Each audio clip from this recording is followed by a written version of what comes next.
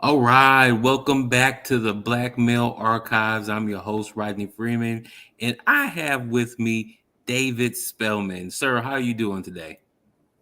Every day is good, man. It's not just lip service, like they say. Every day above ground is a good one. So I truly believe that. Man, and I appreciate you for being on here. We actually had the chance to connect, and we've been doing some great things since the time where we've connected.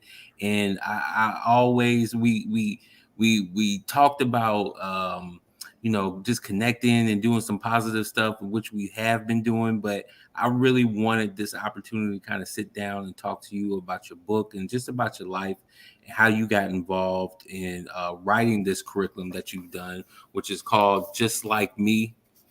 Can you guys see it? I know, yeah. Self awareness, social, emotional learning inspired by hip hop. Man, can you tell me, before we get into the book, can you tell me a little bit about your background, where you're from, and where, your story? It's always interesting when I get asked that question. When I meet people and they hear my voice, they assume I'm from somewhere. Then when I really break down the story, it's like, wow, that's interesting. You're a little bit different. So I was actually born in London, England.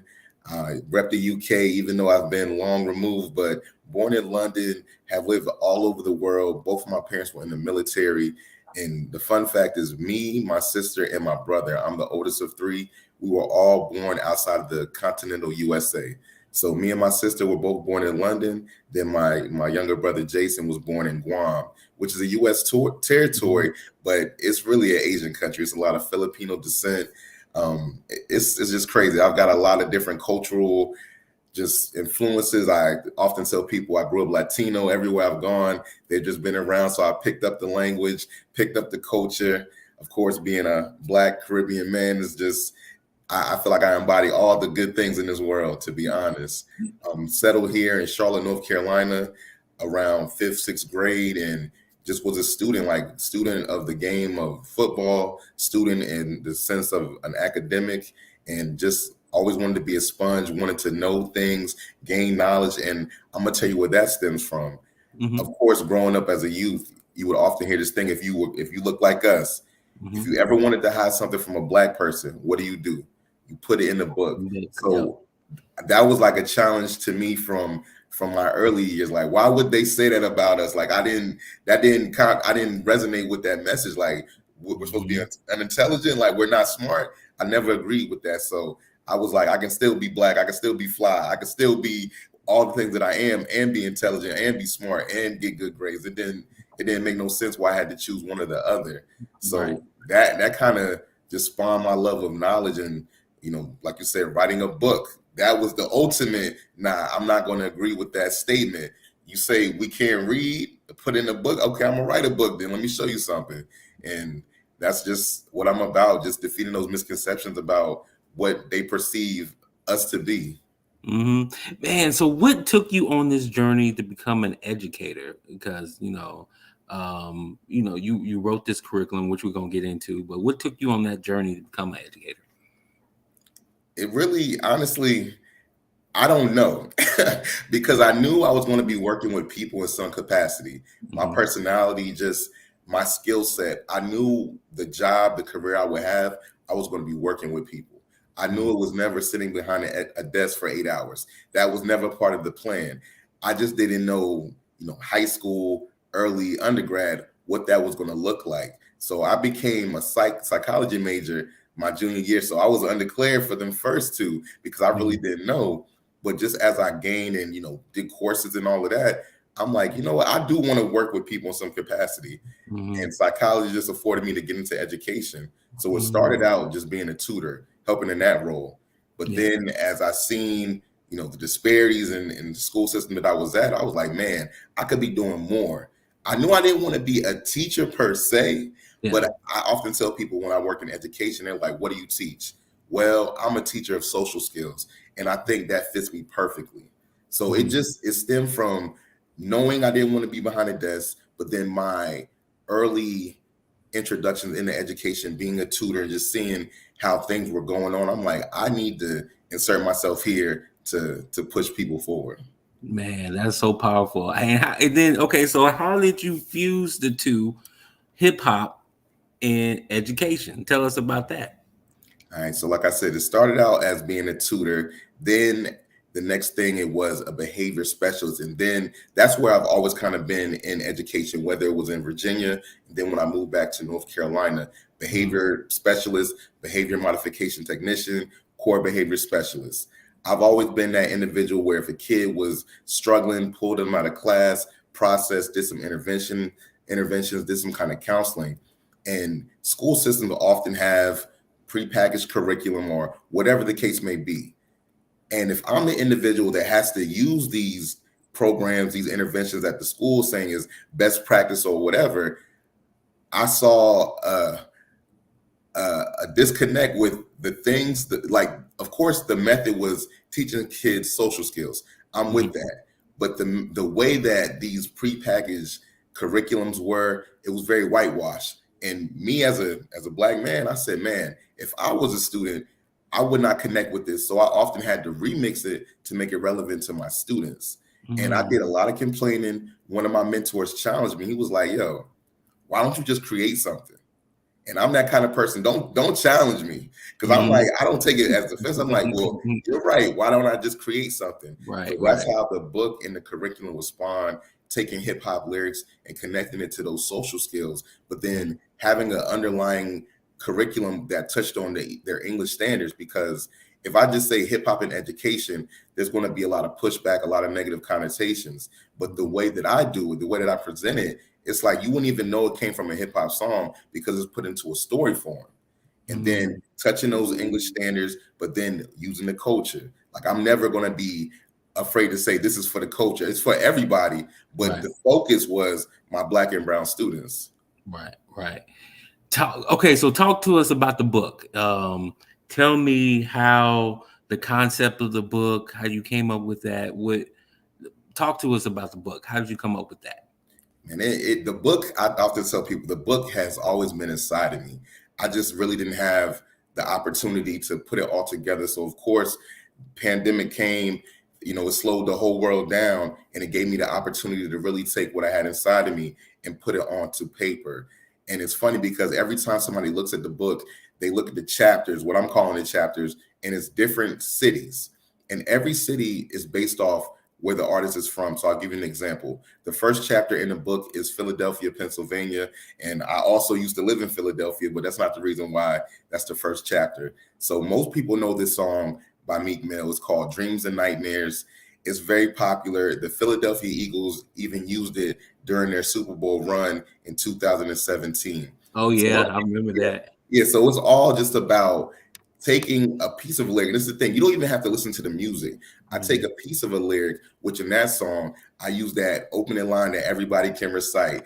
I used Yeah, to pray for times like this to rhyme yeah, like this. So I had to grind like that to shine like this. yep. So I took that line, I compared it to Stephen Covey's Seven Habits of Highly Effective People, and I used that to frame a whole chapter around goal setting and the things that you Mm. would need to accomplish goals. Then there's a lesson plan with vocabulary specific to goal setting with some activities. So in Mhm. the regular curriculum, you would have your guided practice, which is more group focused, more teacher led. And in that, students are creating a vision board. Then there's an independent practice where students, of course, are working independently. So they would take two goals, one personal goal, then one academic goal, then write everything that they would need to do to complete it. So every chapter is unique in itself, but then just the way that I created the curriculum, educators and youth organizations alike have just really embraced it. And I'm blessed, to be honest, that my creation, the thing that I thought could change the world, a lot of people agree. Yeah, man. When you speak, I can hear the passion come out about this. Where do you want to see? What's the goal for this? What do you want to see it evolve into over the next couple of years? And first and foremost, if people are unfamiliar with social and emotional learning, the major player is CASEL, and that is the Collaborative for Academic, Social, and Emotional Learning. So they're like the top dog in that space. So Mhm. to have my program be CASEL approved and to have a Mhm. curriculum that's respected across the country, essentially across the world. I want to get it translated into Spanish, and just, man, in those pockets where there is a need for a program that speaks to the students' culture, I want to be that number one curriculum. I want to be that number one resource that, okay, we don't know how to reach our Black and brown kids. I might have an answer for you, and just interject myself and have it not just to them to use it, but it to be impactful. And from the sessions I've done, the pilots, working with youth organizations, working with students in Department of Juvenile Justice, it's made a positive impact. So I know I can scale that up, and I know I can reach more students that are in need of a program like mine. Yeah, can you give us? And when you was telling, because I know you shared some stuff about some stories, working with some of the school districts that you worked with. Can you share one of your most favorite memories of when you really just touched somebody with through this curriculum and everything? What do you remember about that? And I had this young man. So it was with a nonprofit. So with that organization, we do 9 weeks. And the first few weeks, well, first day, he came in with his blue bandana. I'm a gangster, this and that. I'm cool. I mean, I have nothing. I say come as you are. But at the same time, that could present issues with some of the peers if they are supposedly on the other side of things. And it's just not a good look to bring that kind of energy into the sessions. Yeah. But by the end of the 9 weeks, when I tell you this young man did not bring the bandana anymore, he actually got a job. And in one of the chapters, from one of my favorite rappers, Fabulous, the lyric that I use is, beef is only good when you're in the burger business. So when the end of the 9 weeks, we do like a graduation and they get certificates and that. He talked about how that chapter really touched him and how he was trying to stay out of the gang, quote unquote, gang life, because one of the points in that chapter is when you have beef with somebody, they may hurt your family because they know it's going to hurt you. So that message really resonated with him. So he kind of turned his life, did that 180 and wanted to decrease his involvement with his previous people and just wanted to get a job and do better in school. So that, I would say, to this point has been the highest point of my curriculum, that it really touched that young person, that young man. Yeah.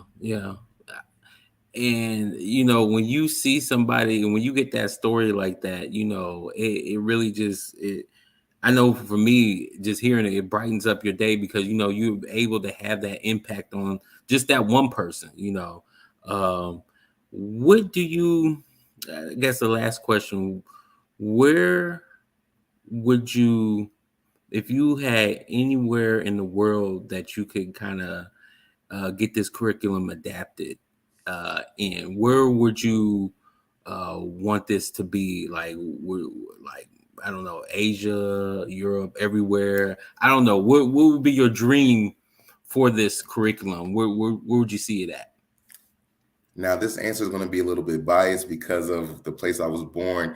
And it's funny when you talk to people who really haven't had that access to different cultures, but London specifically, the UK, people think, oh, there's not a lot of Black people out there. And they'll be shocked if they ever went over there. It looks like New York. And there's a lot of Caribbean, a lot of Africans over there. But in the way that we have a big gun control problem here in the United States, a lot of gun violence amongst the young people. Now, they have stricter gun laws, but at the same time, they have a lot of stabbings. And a loss of life is a loss of life. So if my curriculum could help the youth of the soil that I come from, man, put the knife down. Now, over here, I'm saying put the gun down, make smarter decisions, but put the knife down. When you have an argument, you can solve this without somebody losing their life. Just make an impact like I've made in small pockets here in the United States. If I could take that over to London, that would be like a full circle moment for me. And as we're speaking, the Queen passed away yesterday. And my first text was from my mother. She's like, your Queen died. Because that's our thing. Like, I was born there. We left when I was 7. So that's a part of, my story living in the UK. So if I could get my curriculum over there and just touch the youth over there, I think that, of course, I'll be happy wherever, but to touch down in my home soil, that would be an amazing experience. That's awesome, man. That's awesome. Can you tell the listeners Any other projects that you're working on right now, and where they can follow you and find you on social media? Man, it's always something going on. Looking forward to doing some great work with Mr. Freeman in the Black Male Archives. Yes, Um, sir. Possibly doing something in some additional school districts across the country. Already got some contracts in Illinois. Looking forward to doing some stuff in some charter schools in New York with this fellowship that I'm a part of. But it's always something. So for the listeners, the viewers, you can reach out to me on LinkedIn at David Spellmon. On Instagram is MRJAPPI. It looks like Mr. Jappy, but like I said, I grew up Latino. So Mr. Happy. Like when you think of Jose, you don't say Jose, you say Jose. So Mr. Happy on Instagram. And I'm always down to collaborate. If you're working with youths, at-risk youths, just you want to take students to another level, I want to hear about it, and I definitely want to collaborate.